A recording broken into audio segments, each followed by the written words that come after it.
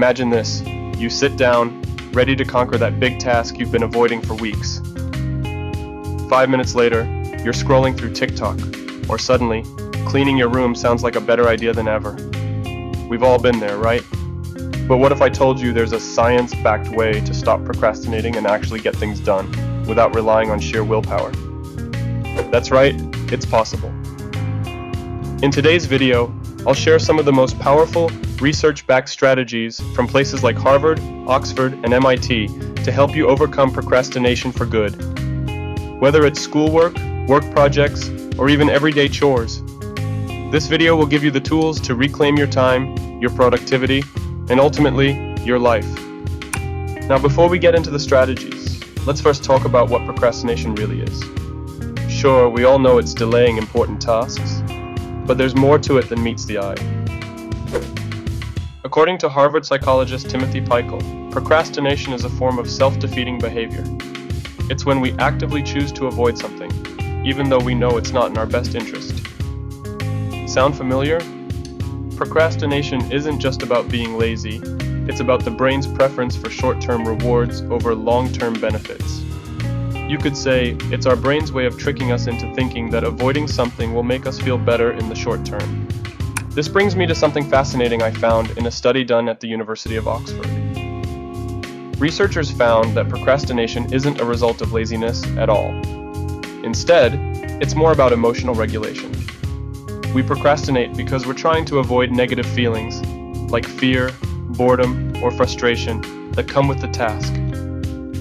When you think about it, procrastination is actually a form of emotional self-defense, but obviously, it's not helping us in the long run. So why exactly do we procrastinate? What's happening in our brains? Well, according to research done at MIT, the answer lies in something called time inconsistency. Time inconsistency means that we tend to prioritize short-term rewards over long-term benefits.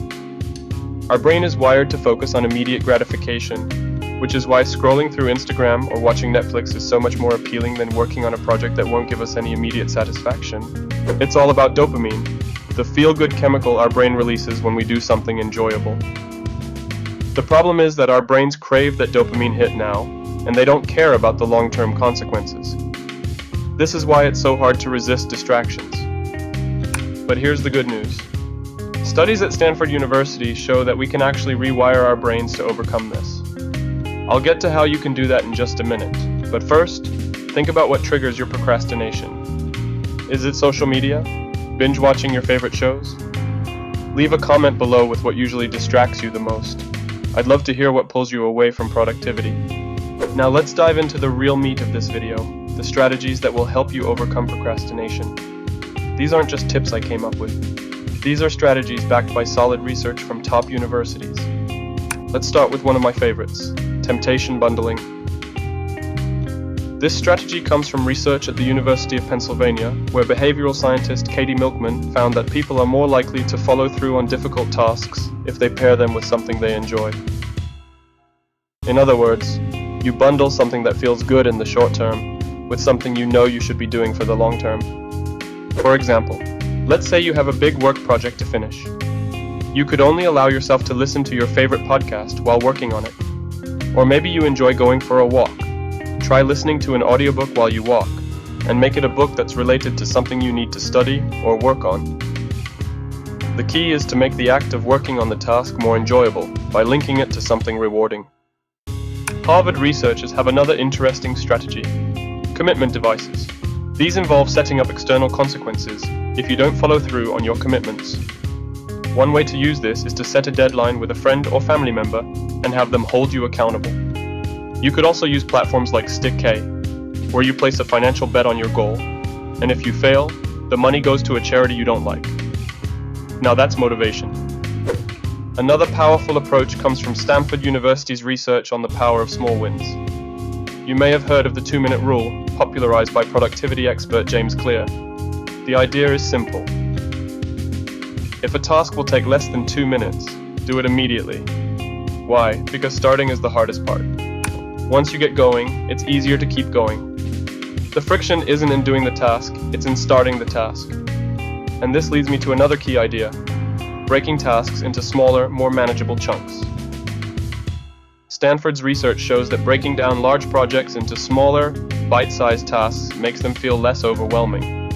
For example, instead of telling yourself, "I need to write a report," tell yourself, "I'm going to write the first paragraph." Once you finish that, the momentum will carry you forward.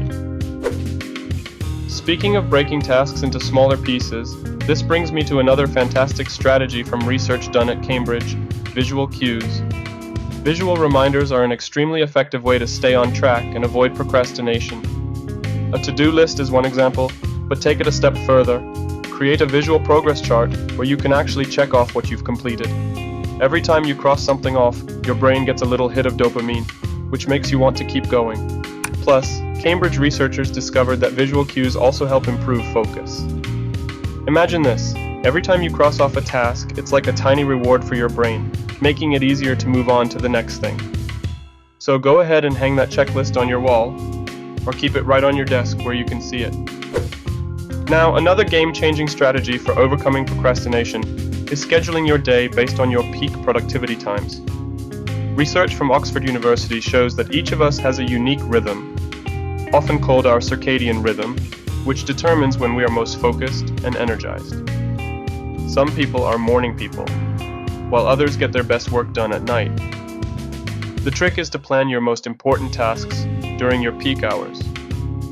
If you're more alert in the morning, tackle your hardest tasks first thing. If you're more of a night owl, save the tough stuff for later in the evening.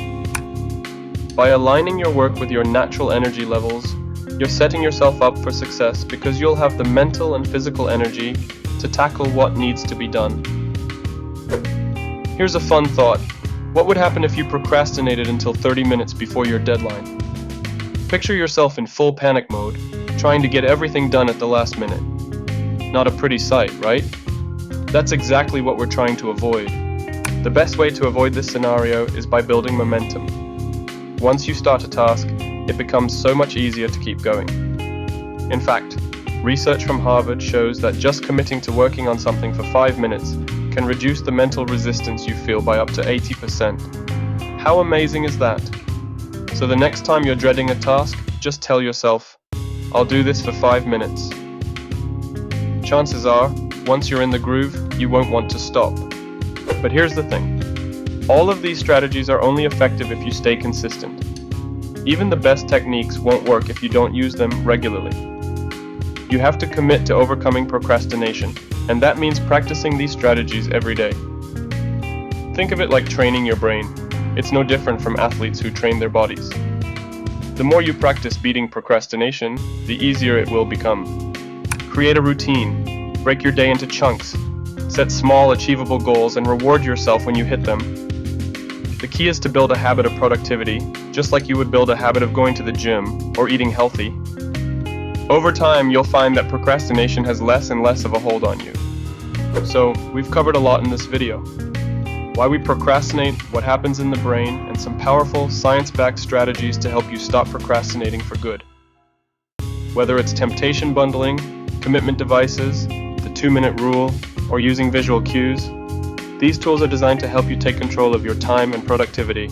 But remember, the most important step is action. Don't wait until the right time to start. That's just procrastination in disguise. Start now. Use one of these strategies today and watch how it transforms the way you get things done. If you found this video helpful, be sure to hit the like button and subscribe for more life-changing tips and strategies. Let's all stop procrastinating together, one small win at a time.